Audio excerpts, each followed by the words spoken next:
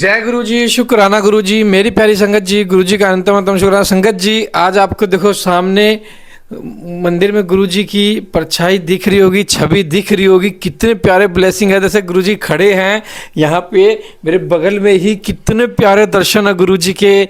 मैं संगत जी सच में गुरु जी के इतने प्यारे प्यारे दर्शन को देखो संगत जी, आज गुरु जी के पीले चोले में भी हो रहे हैं। बहुत ही बहुत प्यारे दर्शन हो रहे हैं गुरु जी के।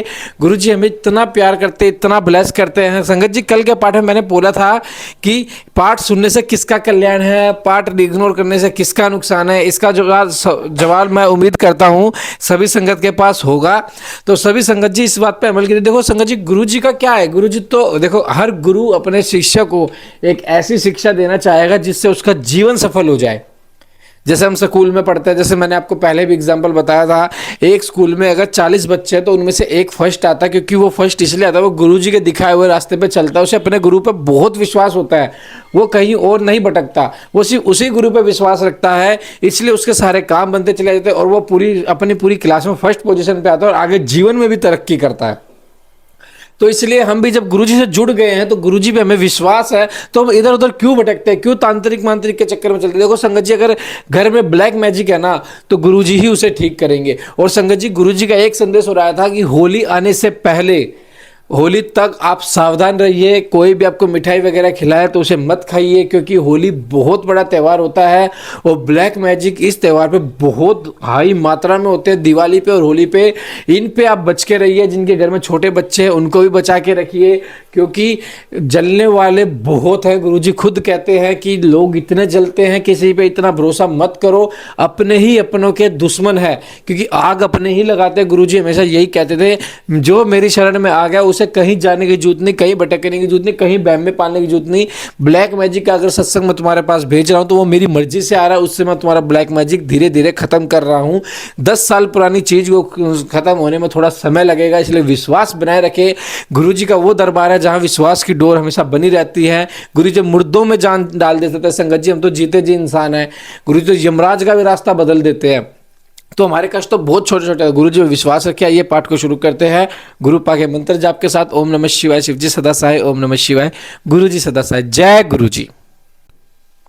महादेव जी के शरीर से देवी का प्राकट्य और देवी के भ्रू मध्य भाग है शक्ति का प्रादुर्भाव। वायु देवता कहते हैं कि तदंतर महादेव जी महामेघ की गर्जना के समान मधुर गंभीर मंगलदायिनी एवं मनोहर वाणी में बोले, ब्रह्मण तुमने इस समय प्रजाजनों की वृद्धि के लिए ही तपस्या की है, तुम्हारी इस तपस्या से मैं संतुष्ट हूँ, तो तुम्हें अभिष्ट वर देता हूँ। इस प्रकार परम उदार तथा स्वभावतः मधुर वचन कहकर देवेश्वर हर ने अपने शरीर के वाम भाग से देवी रुद्राणी को प्रकट किया। जिन दिव्य गुण संपन्ना देवी को ब्रह्मवेता पुरुष परमात्मा शिव की पराशक्ति कहते हैं तथा जिनमें जन्म मृत्यु और जरा आदि विकारों का प्रवेश नहीं है, वे भवानी उस समय शिव के अंग से प्रकट हुई।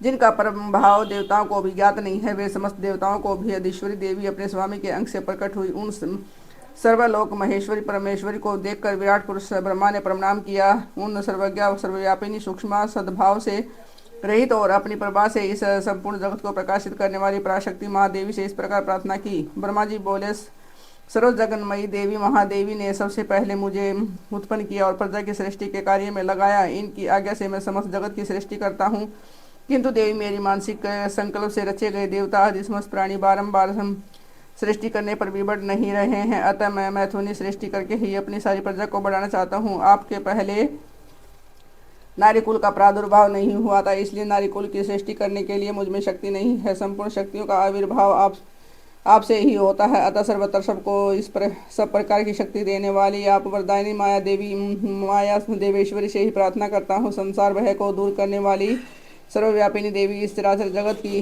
वृद्धि के लिए आप अपने एक अंश से मेरे पुत्र दक्ष की पुत्री हो जाइए। ब्रह्म योनि ब्रह्मा के इस प्रकार याचना करने पर देवी रुद्राणी ने अपनी बहों के मध्य भाग से अपने ही समान कांतिमती एक शक्ति प्रकट की। उसे देखकर देवेश्वर हर ने हंसते हुए कहा कि तुम तपस्या द्वारा ब्रह्मा जी की आराधना करके उनका मनोरथ है पूर्ण करो। परमेश्वर शिव जी इस आज्ञा को शिरोधार्य करके और देवी ब्रह्मा जी की प्रार्थना के अनुसार दक्ष की पुत्री हो गई। इस प्रकार ब्रह्मा जी को ब्रह्म रूपिणी अनुपम शक्ति देकर देवी शिवा महादेव जी के शरीर में प्रविष्ट हो गई। फिर महादेव जी भी अंतर ध्यान हो गए। तभी से इस जगत के भीतर स्त्री जाति भी तो स्त्री जाति में भोग प्रतिष्ठित हुआ और मैथुन द्वारा प्रजा की सृष्टि का कार्य चलने लगा। मुनिवरों इसे ब्रह्मा जी को भी आनंद और संतोष प्राप्त हुआ। देवी से शक्ति के प्रादुर्भाव का यह सारा प्रसंग मैंने तुम्हें कह सुना है। प्राणियों की सृष्टि के प्रसंग में इस विषय का वर्णन किया गया है। यह पुण्य की वृद्धि करने वाला है, अतः अवश्य सुनने योग्य है। जो प्रतिदिन देवी से शक्ति के प्रादुर्भाव की इस कथा का कीर्तन करता है उसे सब प्रकार का पुण्य प्राप्त होता है तथा वह शुभ लक्षण पाता है। भगवान शिव का पार्वती तथा पार्षदों के साथ मंदराचल पर जाकर रहना, शुभ निशुंभ के वध के लिए ब्रह्मा जी की प्रार्थना से शिव का पार्वती को कालिका का कुपित करना और कालिका गौरी होने के लिए तपस्या के निमित्त जाने की आज्ञा मांगना। वायु देवता कहते हैं कि इस प्रकार महादेव जी से सनातन पराशक्ति को पाकर प्रजापति ब्रह्मा मैथुनी सृष्टि करने की इच्छा लेकर स्वयं भी आधे शरीर से अद्भुत नारी और आधे शरीर से पुरुष हो गए। आधे शरीर से जो नारी उत्पन्न हुई थी वह उनसे सतरूपा ही प्रकट हुई थी। ब्रह्मा जी ने अपने आदेश पुरुष शरीर से विराट को उत्पन्न किया। वे विराट पुरुष ही सवायु अनुभव मनु कहलाते हैं। देवी सतारूपा ने अत्यंत दुष्कर तपस्या करके उदित यश वाले मनु को ही पति रूप में प्राप्त किया। इसके पश्चात मनु के अंशतः दक्ष यज्ञ विध्वंस आदि के प्रसंग सुनाकर वायु देवता ने बताया कि भगवान शंकर ने दक्षता देवताओं के अपराध क्षमा कर दिए हैं। तदंतर ऋषियों ने पूछा, प्रभु अपने गणोता देवी के साथ अंतर ध्यान होकर भगवान शिव कहाँ गए, कहाँ रहे और क्या करके विपरीत हुए। वायुदेव बोले, महर्षि पर्वतों में श्रेष्ठ और विचित्र कंदराओं से सुशोभित हो जो परम सुंदर मंदराचल है, वही अपनी तपस्या के प्रभाव से देवादिदेव महादेव जी का प्रिय निवास स्थान हुआ। उसने पार्वती और शिव को अपने सिर पर ओढ़ने के लिए बड़ा भारी तप किया था और दीर्घ काल के बाद उसे उनके चरणारविंदों के स्पर्श का सुख प्राप्त हुआ। उस पर्वत के सौंदर्य का विस्तार पूर्वक वर्णन शास्त्र मुखों द्वारा 100 करोड़ में वर्षों में भी नहीं किया जा सकता। इनके सामने समस्त पर्वतों का सौंदर्य तुच्छ हो जाता है। इसलिए महादेव जी ने देवी का प्रिय करने की इच्छा से उस अत्यंत रमणीय पर्वत को अपना अंतःपुर बना लिया। इस सर्वश्रेष्ठ पर्वत का समन करके रंभे आश्रम के समीप स्थित हुए अंबिका सहित भगवान त्रिलोचन वहां से अंतर ध्यान होकर चले गए। मंदराचल के उद्यान में पहुंचकर देवी सहित महेश्वर वहां की रमणीय तथा दिव्य अंतपुर की भूमियों में रमण करने लगे। जब इस तरह कुछ समय बीत गया तो ब्रह्मा जी की मैथुनी सृष्टि के द्वारा जब प्रजाएं बढ़ गई तब शंभु और निशुंभ नामक 2 दैत्य उत्पन्न हुए। परस्पर भाई थे। उनके तपोबल से प्रभावित हो परमेष्टि ब्रह्मा ने उन दोनों भाइयों को यह वर दिया कि इस जगत के किसी भी पुरुष से तुम मारे नहीं जा सकोगे। उन दोनों ने ब्रह्मा जी से प्रार्थना की कि पार्वती देवी के अंश से उत्पन्न हो अयोनिजा कन्या उत्पन्न हो, जिसे पुरुष का सप्रस्ता रति नहीं प्राप्त हुई हो और जो अलंग पराक्रम से संपन्न हो, उसके प्रति काम भाव से पीड़ित होने पर हम युद्ध में उसी के हाथों मारे जाएं। उनकी इस प्रार्थना पर ब्रह्मा जी ने यथास्तु कर स्वीकृति दे दी। तभी से युद्ध में इंद्र आदि देवताओं को जीतकर उन देवताओं ने जगत को है नीति पूर्वक वेदों के स्वाध्याय और वष्टकार आदि से रहित कर दिया। तब ब्रह्मा ने उन दोनों के वध के लिए देवेश्वर शिव से प्रार्थना की, प्रभु आप एकांत में देवी की निंदा करके भी जैसे तैसे उन्हें क्रोध दिलाए। उनके रूप रंग की निंदा से उत्पन्न हुई काम भाव से रहित कुमारी स्वरूपा शक्ति को शुभ और निशुभ के वध के लिए देवताओं को अर्पित कीजिए। ब्रह्मा जी के इस प्रकार प्रार्थना करने में भगवान ने लोहित रुद्र एकांत में पार्वती की निंदा सी करते हुए मुस्कुरा कर बोले, तुम तो काली हो, तुम सुंदर वर्ण वाली देवी। पार्वती अपने श्याम वर्ण के कारण आक्षेप सुनकर कुपित हो उठी और पति देव से मुस्कुरा कर समाधान रहित वाणी द्वारा बोली। देवी ने कहा, प्रभु यदि मेरे इस काले रंग पर आपका प्रेम नहीं है तो इतने दीर्घकाल से अपनी शिक्षा का आप दमन क्यों करते रहे। कोई स्त्री कितनी भी सर्वांग सुंदरी क्यों न हो, यदि पति का उस पर अनुराग नहीं हुआ तो अन्य समस्त गुणों के साथ ही उसका जन्म लेना व्यर्थ हो जाता है। स्त्रियों की सृष्टि ही पति के भोग का प्रधान अंग है। यदि वह उससे वंचित हो गई तो उसका और कहाँ उपयोग हो सकता है। इसलिए अपने एकांत में जिसकी निंदा की है उस वर्ण को त्याग कर मैं दूसरा वर्ण ग्रहण करूंगी अथवा स्वयं ही मिट जाऊंगी। ऐसा करके देवी पार्वती सैया से उठकर खड़ी हो गई और तपस्या के लिए दृढ़ निश्चय करके गदगद कंठ से जाने की आज्ञा मांगने लगी। इस प्रकार प्रेम भंग होने से भयभीत हो भूतनाथ भगवान शिव स्वयं को भवानी को प्रणाम करते हुए बोले। भगवान शिव ने कहा कि प्रिय, मैंने क्रीड़ा या विनोद के लिए यह बात कही है। मेरे इस अभिप्राय को न जानकर तुम कुपित क्यों हो गई। यदि तुम पर मेरा प्रेम नहीं होगा तो किस पर हो सकता है। तुम इस जगत की माता हो, मैं पिता और अधिपति हूँ, फिर तुम पर मेरा प्रेम न होना कैसे संभव हो सकता है। हम दोनों का यह प्रेम ही क्या कामदेव की प्रेरणा से हुआ है? कदापि नहीं, क्योंकि कामदेव की उत्पत्ति से पहले ही जगत की उत्पत्ति हुई थी।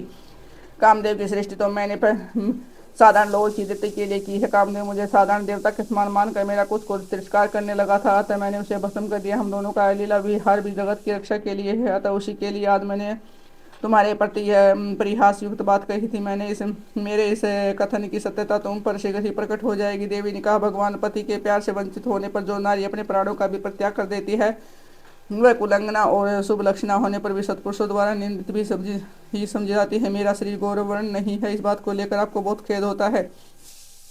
अन्यथा क्रीड़ा या परिहास में भी आपके द्वारा मुझे काली कलूटी कहा जाना कैसे संभव हो सकता है। मेरा कालापन आपको प्रिय नहीं है, इसलिए वह सत्पुरुषों द्वारा भी निंदित है। अतः तपस्या द्वारा उसका त्याग किए बिना अब मैं यहाँ नहीं रह सकती। शिव बोले, यदि आपकी श्यामता को लेकर तुम्हें इस तरह संताप हो रहा है तो इसके लिए तपस्या करने की क्या आवश्यकता है। तुम मेरी या अपनी इच्छा मात्र से दूसरे वर्ण से युक्त हो जाओ। देवी ने कहा कि मैं आपसे अपने रंग का परिवर्तन नहीं चाहती, स्वयं भी इसे बदलने का संकल्प नहीं कर सकती। अब तो तपस्या द्वारा ब्रह्मा जी की आराधना करके ही मैं शीघ्र गौरी हो जाऊंगी। शिव बोले, महादेव, पूर्व काल में मेरी कृपा से ही ब्रह्मा को ब्रह्म पद की प्राप्ति हुई थी, अतः तपस्या द्वारा उन्हें बुलाकर तुम क्या करोगी। देवी ने कहा, इसमें संदेह नहीं है कि ब्रह्मा आदि समस्त देवताओं को आपसे ही उत्तम पदों की प्राप्ति हुई है, तथापि आपकी आज्ञा पाकर मैं तपस्या द्वारा ब्रह्मा जी की आराधना करके ही अपना अभीष्ट सिद्ध करना चाहती हूँ। पूर्व काल में जब मैं सती के नाम से दक्ष की पुत्री हुई थी, तब तपस्या द्वारा ही मैंने आप जगदीश्वर को पति के रूप में प्राप्त किया था। इसी प्रकार आज भी तपस्या द्वारा ब्रह्म को संतुष्ट करके मैं गौरी होना चाहती हूँ। ऐसा करने में यहाँ क्या दोष है, यह बताइए। महादेव के ऐसा कहने पर वामदेव मुस्कुराते हुए से चुप रह गए। देवताओं का कार्य सिद्ध करने की इच्छा से उन्होंने देवी को रोकने के लिए हठ नहीं किया। पार्वती की तपस्या एक व्यागर पर उनकी कृपा ब्रह्मा जी का उनके पास आना, देवी के साथ उनका वार्तालाप, देवी के द्वारा काली तपस्या का त्याग और उसे कृष्ण वर्णा तो कुमारी कन्या के रूप में उत्पन्न हुई कौशिकी के द्वारा शुभ निशुभ का वध। वायुदेव कहते हैं, महर्षि तदंतर प्रतिवर्ता माता पार्वती पति की परिक्रमा करके उनके वियोग से होने वाले दुख को किस तरह रोककर हिमालय पर्वत पर चली गई। उन्होंने पहले सखियों के साथ जिस तरह तप किया था उस स्थान से उसका प्रेम हो गया था, फिर उसी को उसी तपस्या के लिए चुना। तदंतर माता पिता के घर का जा उनका दर्शन और प्रणाम करके उन्हें सब समाचार बताकर उनकी आज्ञा ले उनके सारे आभूषण उतार दिए और फिर तपोवन में जाकर स्नान करके तपस्वी का परम पावन वेश धारण करके अत्यंत तीव्र एवं परम दुष्कर तपस्या करने का संकल्प किया। मन ही मन सदापति के चरणारविंदों का चिंतन करती हुई किसी यक्षणिक लिंग में उन्हीं का ध्यान करके पूजन की बाह्य विधि के अनुसार जंगल के फल फूल आदि पूर्ण द्वारा तीनों समय उनका पूजन करती थी। भगवान शंकर ही ब्रह्मा का रूप धारण करके मेरी तपस्या का फल मुझे देंगे, ऐसा दृढ़ विश्वास रखे हुए प्रतिदिन तपस्या में लगी रहती थी। इस तरह तपस्या करते करते जब बहुत समय बीत गया, तब एक दिन उसके पास कोई बहुत बड़ा व्याघ्र देखा गया। तब दुष्ट भाव से वहां आया। पार्वती जी के निकट आते ही दुरात्मा का शरीर जड़वत हो गया। वह उसके समीप चित्र लिखित साथ दिखाई देने लगा। दुष्ट भाव से पास आए हुए व्याघ्र को देखकर भी देवी पार्वती साधारण नारी की भांति स्वभाव से विचलित नहीं हुई। उस व्याघ्र के सारे अंग अकड़ गए थे। वह भूख से अत्यंत पीड़ित हो रहा था और यह सोचकर कि यही मेरा भोजन है, निरंतर देवी की ओर देख रहा था। देवी के सामने खड़ा खड़ा वह उसकी उपासना सी करने लगा। इधर देवी के हृदय में सदा यही भाव आता था, यह व्याघ्र मेरा ही उपासक है, दुष्ट जंतुओं से मेरी रक्षा करने वाला ही है। सोचकर वे उस पर कृपा करने लगी। उन्हीं की कृपा से उसके तीनों प्रकार के मल तत्काल नष्ट हो गए। फिर तो व्याघ्र को सहसा देवी के स्वरूप का बोध हुआ। उसकी भूख मिट गई, जड़ता भी दूर हो गई, साथ ही उसकी जन्म सिद्धि दुष्टता नष्ट हो गई और उसे निरंतर तृप्ति बनी रहने लगी। इस तरह उत्कृष्ट रूप से अपनी और कृतार्थता का अनुभव करके वह तत्काल भक्त हो गया और उन परमेश्वरी की सेवा करने लगा। वह दुष्ट जंतुओं को खदेड़ता हुआ तपोर में विचरने लगा। इधर देवी की तपस्या बड़ी और तीव्र से तीव्रतर होती गई। देवता अशुभ आदि देवताओं के दुराग्रह से दुखी हो ब्रह्मा जी की शरण में गए। उन्होंने शत्रु पीड़ित जनित अपने दुख को उनसे निवेदन किया। शुभ और निशुभ वरदान पाने के घमंड से देवताओं को जैसे जैसे दुख देते रहे, वह सुनकर ब्रह्मा जी को उन पर बड़ी दया आई। उनके दैत्यवध के लिए भगवान शंकर के साथ हुई बातचीत का स्मरण करके देवताओं के साथ देवी के तपोवन को प्रस्थान किया। वहां सुश्रेष्ठ ब्रह्मा ने उत्तम तप में प्रतिष्ठित परमेश्वरी पार्वती को देखा। वे संपूर्ण जगत की प्रतिष्ठा जान पड़ती थी। उनके श्री हरि के साथ रुद्रदेव के दिन माता पिता महामहेश्वर की भार्या आर्य जगन माता की राजनंदिनी पार्वती जी को ब्रह्मा जी ने प्रणाम किया। देवगणों के साथ ब्रह्मा जी को आया देख देवी ने उनके योग्य अर्घ्य देकर स्वागत आदि के द्वारा उनका सत्कार किया। बदले में उनका भी सत्कार और अभिनंदन करके ब्रह्मा जी अनजान की भांति देवी की तपस्या का कारण पूछने लगे। ब्रह्मा जी बोले, देवी, इस तीव्र तपस्या के द्वारा आप यहाँ की सब इष्ट मनोरथ की सिद्धि करना चाहती है। तपस्या के संपूर्ण फलों की सिद्धि हो आपके ही अधीन है। जो समस्त लोगों के स्वामी हैं, उन्हें परमेश्वर को पति के रूप में पाकर अपने तपस्या का संपूर्ण फल प्राप्त कर लिया है, अथवा यह सारा ही क्रियाकलाप आपका लीला विलास है। परंतु आश्चर्य की बात तो यह है कि आप इतने दिनों से महादेव जी के विरह का कष्ट कैसे सह रही है। देवी ने कहा, ब्रह्मांड जब सृष्टि के आदिकाल में महादेव जी ने आपकी उत्पत्ति सुनी थी, तब समस्त प्रजाओं में प्रथम होने के कारण आप मेरे ज्येष्ठ पुत्र होते हैं। फिर प्रजा की वृद्धि के लिए आपके ललाट से भगवान शिव का प्रादुर्भाव हुआ। तब आप मेरे पति के पिता और मेरे सब सूर होने के कारण गुरुजनों की कोटि में आते हैं। और जब मैं ये सोचती हूँ कि स्वयं मेरे पिता गिरिराज हिमालय आपके पुत्र हैं, तब आप मेरे साक्षात पितामह लगते हैं। लोक पितामह इस पर तरह आप लोक यात्रा के विधाता हैं। अंतपुर में पति के साथ जो वृत्तांत घटित हुआ है उसे मैं आपके सामने कैसे कह सकूँ। अतः यहाँ बहुत कहने से क्या लाभ है। मेरे शरीर में जो है कालापन है उसे सात्विक विधि से त्याग कर मैं गौरवर्ण होना चाहती हूँ। ब्रह्मा जी बोले, देवी इतने ही प्रयोजन के लिए आपने ऐसा कठोर तप क्यों किया? क्या इसके लिए आपकी इच्छा मात्र ही पर्याप्त नहीं थी, अथवा यह आपकी एक लीला ही है? जगन माता आपकी लीला भी लोकहित के लिए ही होती है, अतः आप इसके द्वारा मेरे एक अभीष्ट फल की सिद्धि कीजिए। निशुभ और शुभ नामक दो दैत्य हैं, उनको मैंने वर दे रखा है। इससे उनका घमंड बहुत बढ़ गया है और वे देवताओं को सता रहे हैं। उन देवताओं को आपके ही हाथ से मारे जाने का वरदान प्राप्त हुआ है, अतः अब विलंब करने से कोई लाभ नहीं है। क्षण भर के लिए स्थिर हो जाइए। आपने इनके द्वारा जो शक्ति रची या छोड़ी गई है उन दोनों के लिए मृत्यु हो जाएगी। ब्रह्मा जी के इस प्रकार प्रार्थना करने पर गिरिराज कुमारी देवी पार्वती सहसा अपने काली तपस्या के आवरण को उतार कर गौरवर्ण हो गई और त्वचा कोश काली त्वचा में आवरण रूप से त्यागी गई। जो उनकी शक्ति थी उनका नाम कौशिकी हुआ। उसे काले मेघ के समान कांति वाली कृष्ण कन्या हो गई। देवी की है माया शक्ति ही योग निंद्रा और वैष्णवी कहलाती है। इनके 8 बड़ी बड़ी भुजाएं थी और हाथों में शंख चक्र और त्रिशूल आयु धारण कर रखे थे। उस देवी के 3 रूप हैं, सौम्य, घोर और मिश्र। वह तीनों नेत्रों से युक्त थी। उसने मस्तक पर चंद्र का मुकुट धारण कर रखा था। उसे पुरुष का पूर्ण सप्रस्थारथी का योग नहीं प्राप्त था। वह अत्यंत सुंदरी थी। देवी ने अपनी इस सनातन शक्ति को ब्रह्मा जी के हाथ में दे दिया। वह दैत्यवर शुभ और निशुभ का वध करने वाली है। उस समय प्रसन्न हुए ब्रह्मा जी ने उसे पराशक्ति को सवारी के लिए एक प्रबल सिंह प्रदान किया जो उनके हाथ ही आया था। उस देवी के रहने के लिए ब्रह्मा जी ने विंध्य गिरी पर वास स्थान दिया और वहां नाना प्रकार के उपचारों से उसका पूजन किया। विश्वकर्मा ब्रह्मा के द्वारा सम्मानित हुई शक्ति को अपनी माता गौरी को ब्रह्मा जी को क्रमशः प्रणाम करके अपने ही अंगों से उत्पन्न और अपने ही समान शक्तिशाली ने बहुसंख्यक शक्तियों को साथ ले दैत्यराज निशुंभ को मारने के लिए उद्यत होकर विंध्य पर्वत को चली गई। उसने सम्रांगण में दोनों दैत्यराजों को मार गिरा। उस युद्ध का अन्यत्र वर्णन हो चुका है, इसलिए इसकी विस्तृत कथा यहाँ नहीं कही गई है। दूसरे स्थलों से उसकी रूहा कर लेनी चाहिए। अब मैं प्रस्तुत प्रसंग का वर्णन करता हूँ। गौरी देवी का व्याघ्र को अपने साथ ले जाने के लिए ब्रह्मा जी से आज्ञा मांगना, ब्रह्मा जी का उसे दुष्कर्मी बताकर रोकना, देवी का शरणागत को त्यागने से इनकार करना, ब्रह्मा जी का देवी की महत्ता बताकर अनुमति देना और देवी का माता पिता से मिलकर मंदराचल को चला जाना। वायु देवता कहते हैं कौशिकी को उत्पन्न करके उन्हें ब्रह्मा जी के हाथ में देने से पश्चात गौरी देवी ने प्रत्युत प्रकार के लिए पितामह से कहा। देवी बोली, क्या आपने मेरे आश्रम में रहने वाले इस व्याघ्र को देखा है? उसने दुष्ट जंतुओं से मेरे तपोवन की रक्षा की है।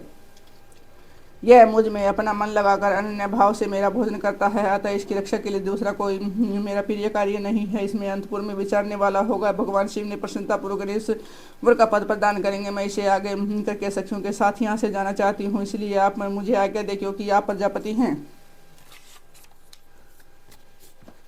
देवी के ऐसा कहने पर उन्हें भोली भाली जान हंसते हुए मुस्कुराते हुए ब्रह्मा जी उस व्याघ्र की पुरानी कर्तृतापूर्ण कर्तृत्व बताते हुए उसकी दुष्टता का वर्णन करने लगे। ब्रह्मा जी ने कहा कि देवी, कहाँ तो पशुओं में क्रूर व्याघ्र और कहाँ यह आपकी मंगलमयी कृपा, कहाँ विषधर सर्प के मुख में साक्षात अमृत क्यों सींच रही है? यह केवल व्याघ्र के रूप में रहने वाला कोई दुष्ट निशाचर है। इसने बहुत सी गौओं और तपस्वी ब्राह्मणों को खा डाला है। यह उन सबको इच्छानुसार ताप देता हुआ मन मानना रूप धारण करके विचरता है, अतः इसे अपने पाप कर्म का फल अवश्य भोगना चाहिए। ऐसे दुष्टों पर आपको कृपा करने की क्या आवश्यकता है? इस स्वभाव से ही कलुषित चित्त वाले दुष्ट जीव से देवी को क्या काम है? देवी बोली, आपने जो कुछ कहा है वह सब ठीक है, आप ऐसा ही सही है, तथापि मेरी शरण में आ गया है, अतः मुझे इसका त्याग नहीं करना चाहिए। ब्रह्मा जी ने कहा कि देवी, इसकी आपके प्रति भक्ति है, इस बात को जाने बिना ही मैंने आपके समक्ष इसके पूर्व चरित्र का वर्णन किया है। यदि इसके भीतर भक्ति है तो पहले के पापों से इसका क्या बिगड़ने वाला है? क्योंकि आपके वक्त का कभी नाश नहीं होता। जो आपकी आज्ञा का पालन नहीं करता पुण्य कर्मा होकर भी क्या करेगा? देवी, आप ही जन्मा, बुद्धिमती, पुरातन शक्ति और परमेश्वरी हैं। सबके बंध और मोक्ष की व्यवस्था आपके ही अधीन है। आपके शिव पराशक्ति कौन है? आपके बिना किसको कर्मजन्य सिद्धि प्राप्त हो सकती है? आप असंख्य रुद्रों की विविध शक्ति है। शक्ति रहित कर्ता काम करने में कौन सी सफलता प्राप्त होगी? भगवान विष्णु को, मुझको, अन्य देवताओं, दानों, राक्षसों को, उन्होंने ऐश्वर्य को प्राप्त कराने के लिए आपकी आज्ञा ही कारण है। असंख्य ब्रह्मा, विष्णु, तारुदर जो आपकी आज्ञा का पालन करने वाले हैं, बीत चुके हैं, भविष्य में भी होंगे। देवेश्वरी, आपकी आराधना किए बिना हम सब श्रेष्ठ देवता भी धर्म आदि चारों पुरुषार्थों को प्राप्ति नहीं कर सकते। आपके संकल्प से ब्रह्म तत्व और स्थावर तत्व का काल फिर बदल भी हो जाता है, अर्थात वृक्ष आदि हो जाता है। स्थावर ब्रह्मा, क्योंकि पुण्य और पाप के फलों की व्यवस्था आपने ही की है। आप ही जगत के स्वामी परमात्मा शिव की अनादि मध्य अनंत आदि सनातन शक्ति हैं। आप संपूर्ण लोक यात्रा का निर्वाह करने के लिए किसी अद्भुत मूर्ति में आविष्ट हो नाना प्रकार के भाव से क्रीड़ा करती हैं। भला आपको ठीक ठीक कौन जानता है। अतः यह पापचारी व्याघ्र भी आज आपकी कृपा से परम सिद्ध प्राप्त करे, इसे कौन बाधक हो सकता है। इस प्रकार उनके परम तत्व का स्मरण कराकर ब्रह्मा जी ने उस उचित प्रार्थना की। तब गौरी देवी तपस्या से निवृत्त हुई। तदंतर देवी की आज्ञा लेकर ब्रह्मा जी अंतर्ध्यान हो गए। फिर देवी ने अपने वियोग को न सह सकने वाला माता पिता ने मैना और हिमवान का दर्शन करके उन्हें प्रणाम किया तथा उन्हें नाना प्रकार से आश्वासन दिया। इसके बाद देवी ने तपस्या के प्रेमी तपोवन के वृक्षों को देखा और वे उनके सामने फूलों की वर्षा कर रहे थे। ऐसा जान पड़ता था कि मानो उनसे होने वाले वियोग के शोक से पीड़ित हो वे आंसू बरसा रहे हैं। अपनी शाखा पर बैठे हुए विगमों के कलरवों के व्याज से मानो वे व्याकुलता पूर्वक नाना प्रकार से दीनता पूर्वक विलाप कर रहे थे। तदंतर पति के दर्शन के लिए उतावली हो उस व्याकुल को उस पुत्र की भांति स्नेह से आगे करके सखियों से बातचीत करती और देह की दिव्य प्रभो से दसों दिशाओं को उदित करती हुई गौरी देवी मंदिराचल को चली गई। वहां संपूर्ण जगत के आधार श्रेष्ठ पालक और संहारक पति देव महेश्वर विराजमान थे। जय गुरु जी, शुक्राना गुरु जी। संगत जी पाठ बहुत प्लस है, किस तरह माता पार्वती की गुणवत्ता की गई है, किस तरह मतलब सारा विस्तार किया गया है। संगत जी बहुत ब्लेस पाठ है। आइए गुरु जी के मंत्र जाप करते हैं। ओम नमः शिवाय। शिव जी सदा साई। ओम नमः शिवाय। गुरु जी सदा। संगत जी डेली शाम को 5 बजे पाठ लाइव हो जाता है। अपने हर कंट्री के अकॉर्डिंग 5 बजे ही लाइव होता है। संगत जी तो आप 5 बजे बैठ जाइए, सारे काम छोड़कर 15-20 मिनट के लिए गुरु जी के वचन सुनिए, गुरु जी की वाणी सुनिए और गुरु जी का यह पाठ सुनिए। 20 मिनट देने, मात्र 20 मिनट। जय गुरु जी, शुक्राना गुरु जी।